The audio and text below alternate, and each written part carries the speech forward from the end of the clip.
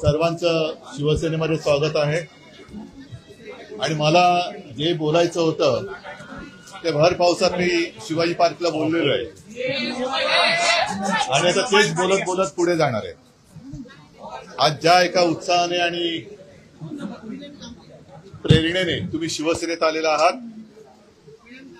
मी दसरा मेळाव्यात जे बोललो होतो, काही जणांनी मला सांगितले की पुढचा कार्यक्रम तुम्ही काय देणार. तर पुढचा कार्यक्रम हाच आहे की खरी देशभक्ती काय आहे, खरं हिंदुत्व काय आहे, हे आपल्याला सर्वांना समजून सांगण्याची आता गरज आहे. कारण काही जणांच्या डोळ्यावरती पट्ट्या बांधल्या गेल्या. आता जर का तुम्ही येताना पाहिलं असेल तर संपूर्ण हा परिसर होर्डिंग आणि बॅनरनी बरबटून टाकलेला आहे. टाकलाय ना? बरोबर. आले कोण होते? ब्रिटनचे पंतप्रधान. स्वागत कोण करते? आपले उपमुख्यमंत्री. अरे तिथपर्यंत पोहोचलाच तरी का, बोललाच तरी का? पण आज म्हणजे सकाळी येताना पाहिलं संजय राऊत चांगलं बोलले. म्हणजे त्या बॅनरकडे बघितल्यानंतर असं वाटतं की त्या ब्रिटनच्या पंतप्रधानानेच बिंदेसेनेत प्रवेश केलाय की काय सांगता येत नाही. ही अशी सगळी धूळफेक चाललेली आहे. यांना स्वतःची जाहिरातबाजी, स्वतःची पोस्टर्स, बॅनर्स ही एक आता काय वेड लागलेलं आहे ना, वेड स्वतःच्या प्रसिद्धीचं.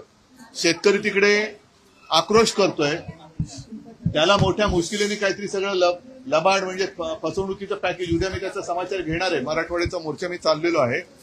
पण एक वेळ लागले सगळ्या मंत्र्यांना की स्वतःच्या प्रसिद्धीचं. अरे कामं केली तर प्रसिद्धीची गरज लागत नाही. लोक आपणहून स्वतःहून तुम्हाला दाद देतात आणि तुमचं कौतुक करतात. पण ती वृत्ती यांच्याकडे राहिलेली नाही, म्हणून यांना सगळी पोस्टरबाजी करायची. असो, आज मला बरं वाटलं की या सगळ्या परिसरातले लोक, विजय, तुम्ही, अल्पेश, तुम्ही सगळेजण, आणखीन बाकीच्यांची सगळ्यांची नावं घेत बसत नाही, सगळे शिवसैनिकच आहेत. तुम्ही शिवसेना या सगळ्या संघर्षाच्या काळामध्ये खरी शिवसेना काय आहे ते दाखवून देतात. तुमचा अभिमान मला आहे.